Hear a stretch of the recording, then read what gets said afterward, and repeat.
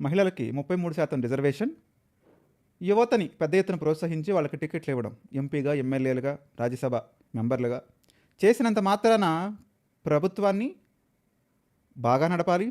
అప్పుడు మాత్రమే వీళ్ళు అనుకున్న విధంగా గెలుపు తీరాలని తాకేటువంటి అవకాశం ఉంటుంది అని నిన్న ఏబిఎన్ ఆంధ్ర సంస్థల యజమాని రాధాకృష్ణ సంచలనమైన కామెంట్సే చేశారు.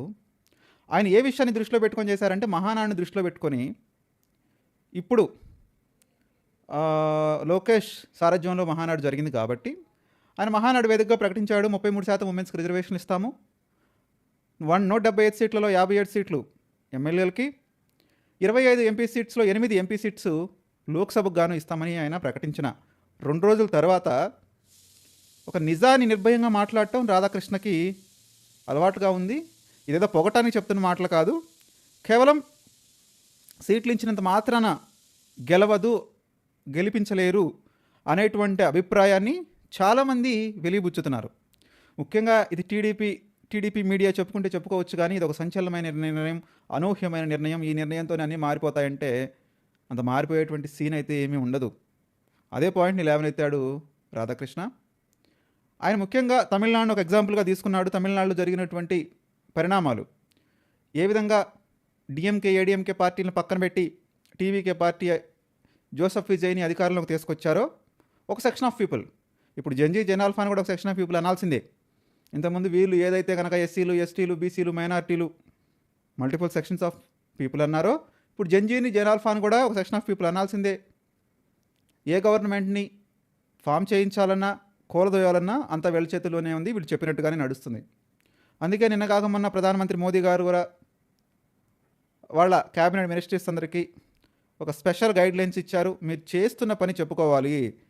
ఏదైతే డిజిటల్ మీడియా ఉందో, ఇన్స్టా కావచ్చు, ఎక్స్ కావచ్చు, యూట్యూబ్ కావచ్చు, ఏదన్నా కానీ పర్టికులర్ సోషల్ మీడియా ప్లాట్ఫామ్లో మీరందరూ యాక్టివ్గా పార్టిసిపేట్ చేయాలి. అప్పుడే మిమ్మల్ని జంజీ యూత్ గుర్తుపెట్టుకుంటారు. రీల్స్ చేయండి అంటూ ఆయన చెప్పిన విధానం ప్రజలతో కనెక్ట్ అవ్వండి డైరెక్ట్గా.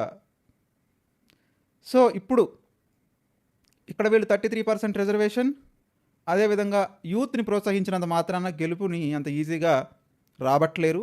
ముందు మీ విధానాలు మారాలి, జవాబుదారీతనం రావాలి. ఏదైతే Gen Z youth, cockroach Janata party main స్లోగన్గా వచ్చాయో సమాజంలోకి, జవాబుదారీతనం, ఆ జవాబుదారీతనాన్ని ప్రజలు ముఖ్యంగా జంజీ యువత కోరుకుంటున్నారు. మరి ఆ జవాబుదారీతనంలో మీరెక్కడా, మీ ప్లేస్ ఎక్కడా? మీరు నిజంగానే జవాబుదారీతనంతో ప్రయత్నిస్తున్నారా? జవాబుదారీతనం కోసం ప్రోత్సహిస్తున్నారా మీ ఎంపీలని, ఎమ్మెల్యేలని, మీ మంత్రుల్ని, మీ ప్రభుత్వాన్ని అనేది కూడా ఆయన చాలా సునిశ్చితంగా గమనించి లేవనెత్తారు. ఇవి చూడటానికి కొట్టిపారేయటానికి వీలు లేనటువంటి వ్యాఖ్యలే. చేసింది చెప్పింది 2 స్టేట్మెంట్లు అయినా కూడా చాలా పవర్ఫుల్గా చెప్పాడని చెప్పొచ్చు రాధాకృష్ణ. ఇప్పటికైనా చంద్రబాబు నాయుడు కానీ ఆయన పార్టీ కానీ ఈ చెప్పిన విషయాల్ని జాగ్రత్తగా గమనంలోకి తీసుకుంటే మళ్ళీ గెలిచే అవకాశాలు ఉంటాయి. ఏముందిలే ఇలానే చెప్తూ ఉంటారు అని అనుకుంటే వాళ్ళే నష్టపోయే అవకాశాలు ఉంటాయి. వీటితో పాటుగా ఆయన లేవదీసినటువంటి అంశం ఏదైతే ఉందో, ఎమ్మెల్యేలు ఒక సొంత సామంతరాజులుగా ప్రవర్తిస్తున్నారు, వాళ్ళదే రాజ్యం అంటున్నారు. ఆయా నియోజకవర్గాల్లో వాళ్ళని ఎదిరించే పరిస్థితి లేదు, వాళ్ళని ఏ ప్రశ్న అడిగే పరిస్థితి లేదంటూ ఆయన చేసిన వ్యాఖ్యలు కూడా కొంతమేర సంచలనంగానే ఉన్నాయి. ఇది అందరికీ తెలిసిన విషయం, కొత్త విషయం అయితే ఏం కాదు.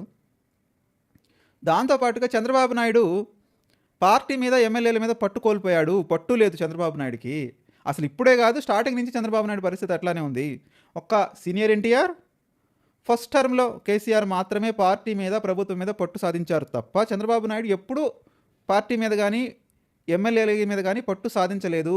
వాళ్ళు చెప్పినట్టుగానే నొప్పింపక తానవ్వక అన్నట్టు నడుస్తూనే ఉంది, బ్యాలెన్స్ చేసుకుంటూ వస్తున్నాడు. ఆయన పరిపాలన ఉన్నప్పుడు సగం టైం దీనికే సరిపోతుంది. అందరినీ కూడా ఒక బేబీస్ లాగా ట్రీట్ చేయాలి అనే విధంగా ఆయన మాట్లాడటం. ఇక రీసెంట్గా ఏదైతే జగన్మోహన్ రెడ్డి ఓడిపోవడానికి వన్ ఆఫ్ ద రీజన్ అయినటువంటి ఎమ్మెల్యేలు వాళ్ళ ప్రవర్తన ఇక్కడ కూడా అలానే నడుస్తుంది. ముఖ్యమంత్రులు మారారు తప్ప వాళ్ళ అరాచకాలు మారలేదు అని ఆయన రైజ్ చేసిన క్వశ్చన్ కూడా ఆలోచించే విధంగానే ఉంది. సో ఇప్పుడు కాదు, ఇప్పుడు చాలాసార్లు చెప్పాడు ఎమ్మెల్యేలు ప్రవర్తన మార్చాలి, గట్టిగా బిగించాలి, పట్టు బిగించాలి, అప్పుడే ఇబ్బంది ఉండదు అని చెప్తున్నారు. కానీ బట్ ఎందుకో చంద్రబాబు నాయుడు అండ్ టీం అందులో మాత్రం డెఫినెట్గానే ఫెయిల్ అవుతుంది. ఆ ఫెయిలింగ్ ఇంపాక్ట్ రేపు వచ్చే ఎలక్షన్స్లో కనిపించే అవకాశాలు కూడా ఉంటాయి. ఎందుకంటే ప్రజలు ఇంతకు ముందులా లేరు. ఏదో చెప్పినంత మాత్రాన అయిపోద్దులే అనుకునేటువంటి అవకాశం ఇప్పుడు లేదు. ప్రస్తుతానికైతే అంతా బాగానే ఉంది అనిపించవచ్చు. అధికారంలో ఉన్నారు కాబట్టి సర్వే మీడియాలు అనే చెప్తాయి. అదేవిధంగా డిజిటల్ మీడియాలు లేదా భజన మీడియాలు అనే చెప్తుంది కానీ ప్రజలకు తెలుస్తుంది ఆ హీట్ ఏంటో. సో డెఫినెట్గా ఈ ఎమ్మెల్యేలు ఈ ఇంపాక్ట్ అనేది ఎలక్షన్స్లో ఉండబోతుంది. రెండోది ఏంటి అంటే పరిశ్రమల గురించి కూడా మాట్లాడాడు ఆయన. పరిశ్రమలు ఇప్పుడు జస్ట్ సాధిస్తున్నారు కానీ అవి ఎస్టాబ్లిష్మెంట్ జరిగి వాటి యొక్క రిజల్ట్స్ రావడానికి చాలా టైం పడుతుంది. ఈ గ్యాప్లో ఏదైతే ఈ గ్యాప్లో ఉందో మీరు పాలన మీద ఎమ్మెల్యేల మీద పట్టు సాధించాల్సినటువంటి అవసరం ఉంది అనే విషయాన్ని కూడా ఆయన లేవనెత్తాడు. ఒకవేళ అదే జరగని పక్షంలో అసలుకే మోసం వస్తుందన్నాడు. ఇది చాలా దగ్గరగా గమనించి చూసినట్టుగా అనిపిస్తుంది. ఎవరన్నా కానీ కొట్టిపారేయడానికి వీలైనటువంటి వ్యాఖ్యలు. సో దీన్ని తెలుగుదేశం పార్టీ చంద్రబాబు నాయుడు ఏ విధంగా తీసుకుంటారనేది ఇప్పుడు ఒక $1 మిలియన్ క్వశ్చన్గా ఉంది. మనం అబ్జర్వ్ చేయాల్సింది ఏంటంటే ఏబిఎన్ రాధాకృష్ణ గవర్నమెంట్ ఫామ్ అయిన కాడి నుంచి కూడా సునిశ్చితంగా గవర్నమెంట్ని అబ్జర్వ్ చేస్తూ చంద్రబాబు నాయుడుకి టిప్స్ ఇస్తూనే ఉన్నాడు. అది ప్రతి విషయంలో చంద్రబాబు నాయుడు కానివ్వండి, రేవంత్ రెడ్డికి కానివ్వండి, ఇద్దరు టిప్స్ ఇస్తున్నాడు. మీరు ఇక్కడ ప్రాబ్లం అవుతుంది, మీరు దాన్ని చేంజ్ చేసుకోండి అనేటువంటి ఆ సలహాని ఎంతవరకు పాటిస్తున్నారు అనేటువంటి విషయం మనకి నెక్స్ట్ ఎలక్షన్స్ వరకు తెలియదు. సో మీరు కూడా మీ విలువైన అభిప్రాయాన్ని తెలియజేయండి. రాధాకృష్ణ ఇచ్చినటువంటి స్టేట్మెంట్స్ నిజానికి దగ్గరగానే ఉన్నాయి కదా, లేదా ఆయన టీడీపీ క్యాడర్ని భయపెట్టే విధంగా మాట్లాడుతున్నాడా అనేటువంటి మీ అభిప్రాయాన్ని కూడా కామెంట్ రూపంలో తెలియజేయండి. ఈ వీడియోని మర్చిపోకుండా లైక్ చేయండి, 10 మందికి షేర్ చేయండి.